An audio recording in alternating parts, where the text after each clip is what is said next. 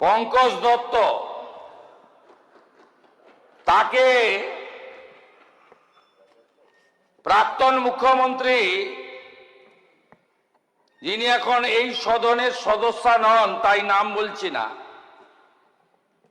11 থেকে 26 মুখ্যমন্ত্রী ছিলেন, দুবার আমার কাছে হেরেছেন, একবার ভবানীপুরে আর একবার নন্দীগ্রামে। তার নির্দেশে উনাকে বড়তলা থানাতে একাধিক দিন ডেকে হ্যারাসমেন্ট করা হয়। উনি একটি লেকচার দিতে গেছিলেন, ভাষণ দিতে বেনারসে। তার আগে তিনি 2/4/2025, তার আগে 3/7, অনেকগুলো ডেট আছে, শ্রী পঙ্কজ দত্তকে সকাল 10টায় ডাকা হয়, রাত্রি 10টায় ছাড়া হয়। চা তো দূরের কথা, জল খেতে দেওয়া হয়নি। আমি তৎকালীন এমএলএদের নিয়ে থানার বাইরে বিক্ষোভ দেখিয়েছিলাম। এই ঘটনায় অভিযুক্ত এসআই সাধন দাস, আইও, তাকে সাসপেন্ড করলাম আমরা। কৃষ্ণনগরে ঐতিহ্যবাহী জগদ্ধাত্রী পুজো, জগদ্ধাত্রী পুজোর বিসর্জনের দিন বিসর্জন দিতে যারা গেছিলেন ভক্তরা, তাদের উপরে নৃশংসভাবে লাঠি চালানোর এবং সনাতন ধর্ম সম্পর্কে অপশব্দ প্রয়োগের জন্য ইন্সপেক্টর অমলেন্দু বিশ্বাসকে সাসপেন্ড করা হলো। তৎকালীন সুন্দরবন জেলার পুলিশ সুপার আইপিএস কোটেশ্বর রাওর নেতৃত্বে 500 পুলিশ গিয়ে জনতাকে ছত্রভঙ্গ করে, ব্যাপক লাঠিচার্জ করে। এই পর্যন্ত নয়, ঠিক ছিল। তারপরে মাতা কালীকে প্রিজন ভ্যানে তুলে থানায় নিয়ে যায়। আইপিএস কোটেশ্বর রাওকে সাসপেন্ড ঘোষণা করলাম। কালী মাতা কি জয়।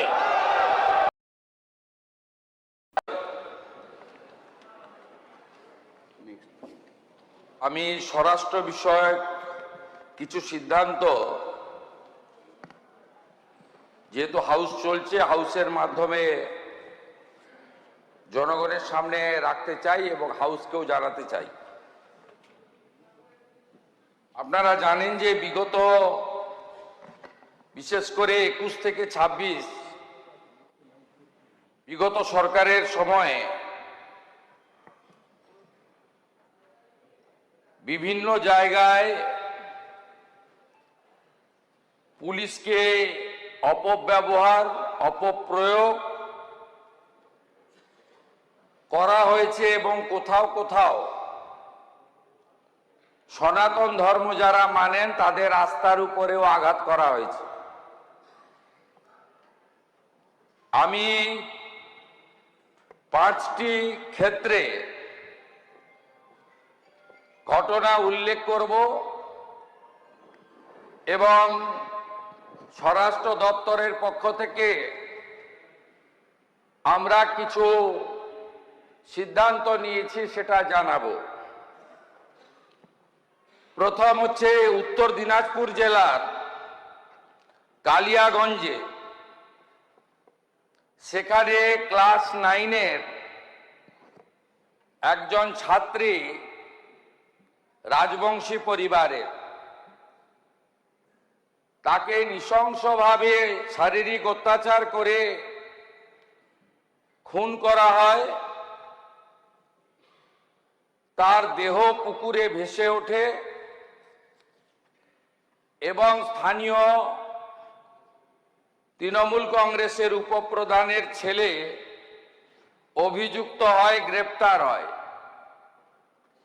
সেই গ্রেপ্তার না হওয়ার জন্য এলাকার মানুষরা শান্তিপূর্ণভাবে কালিয়াগঞ্জ থানার সামনে বিক্ষোভ দেখানোর জন্য জড়ো হন। পুলিশের সঙ্গে বচসা হয়। পুলিশ জোর করে রাস্তা থেকে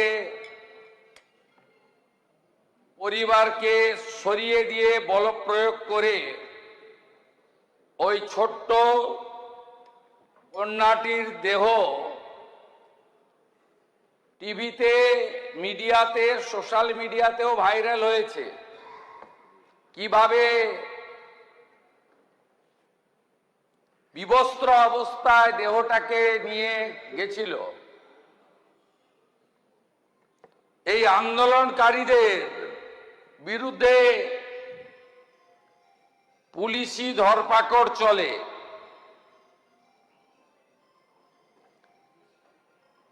একজন রাজবংশী যুবক, নাম তার মৃত্যুঞ্জয় বর্মন, তিনি শিলিগুড়িতে একটি অস্থায়ী কাজ করতেন। তার বাড়িতে তিনি এসেছিলেন গ্রামে একটি বিবাহ অনুষ্ঠানে যোগ দিতে। উনার জ্যাঠামশাই আন্দোলনে গেছিল, তাকে গ্রেপ্তার করার জন্য পুলিশের টিম পৌঁছায় রাত্রি 2টায়। উনার জ্যাঠামশাইকে না পেয়ে মৃত্যুঞ্জয় বর্মন দরজা খোলে। কালিয়াগঞ্জ থানার এএসআই মোয়াজ্জেম হোসেন, তিনি সরাসরি বুকে গুলি করে মৃত্যুঞ্জয় বর্মনকে খুন করেন। বিগত রাজ্য সরকার কোনো ক্ষতিপূরণ দেয়নি। আমি তৎকালীন বিরোধী দলনেতা ছিলাম, অ্যাটেন্ডেন্ট পেতাম। আমি মৃত্যুঞ্জয় বর্মনের স্ত্রীকে অ্যাটেন্ডেন্টে কাজ দিই, পরবর্তীকালে পার্মানেন্ট হয়ে যায় 12 মাস পরে। আমরা ক্ষমতায় আসার পরে এর প্রাথমিক তদন্ত করেছি।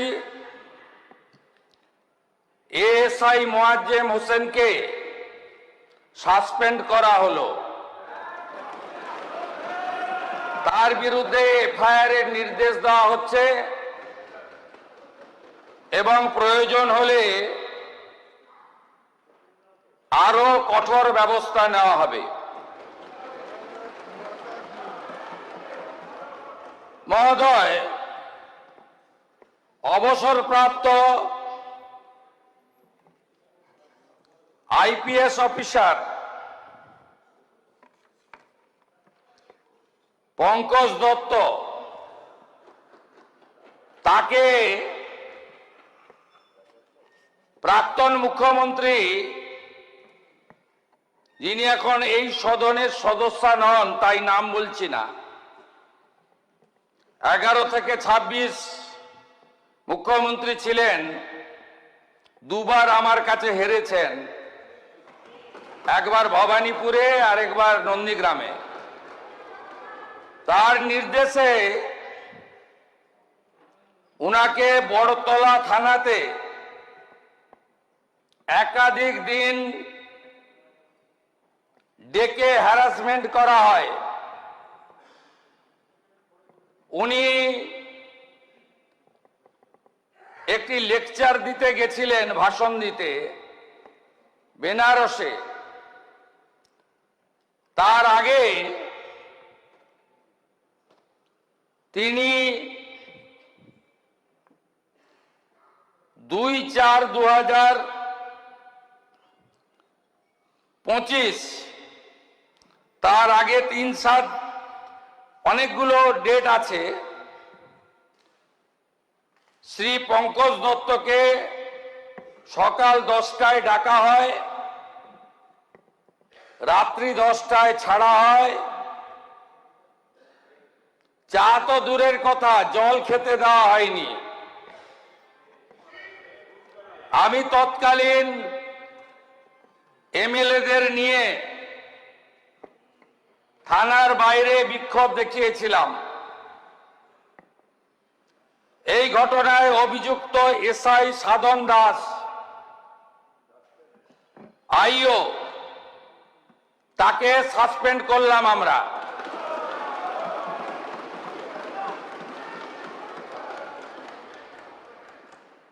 তৃতীয় ঘটনা, এর সাথে ওই থানার যিনি আইসি ছিলেন সুবর্ণ দত্ত চৌধুরী, তিনি এখন কলকাতা পুলিশের এসবিতে আছেন, তাকেও সাসপেন্ড করলাম।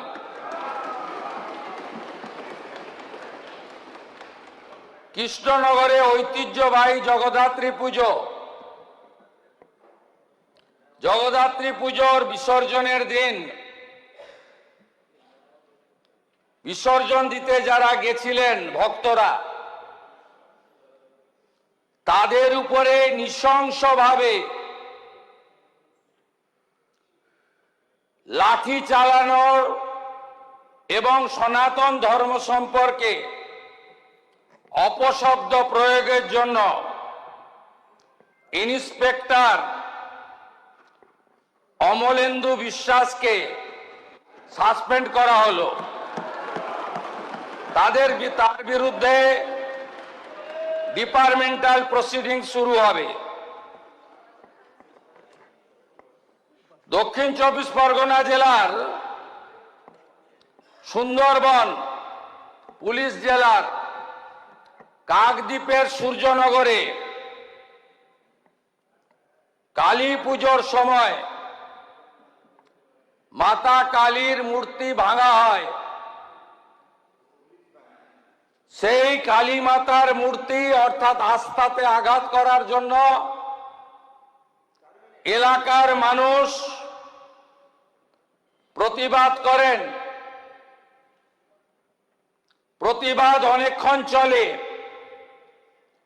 বেলা 12টার সময় তৎকালীন সুন্দরবন জেলার পুলিশ সুপার আইপিএস কোটেশ্বর রাওর নেতৃত্বে 500 পুলিশ গিয়ে জনতাকে ছত্রভঙ্গ করে, ব্যাপক লাঠিচার্জ করে। এই পর্যন্ত নয়, ঠিক ছিল। তারপরে মাতা কালীকে প্রিজন ভ্যানে তুলে থানায় নিয়ে যায়। আইপিএস কোটেশ্বর রাওকে সাসপেন্ড ঘোষণা করলাম। काली माता की जय, माता काली की जय, माता काली की जय।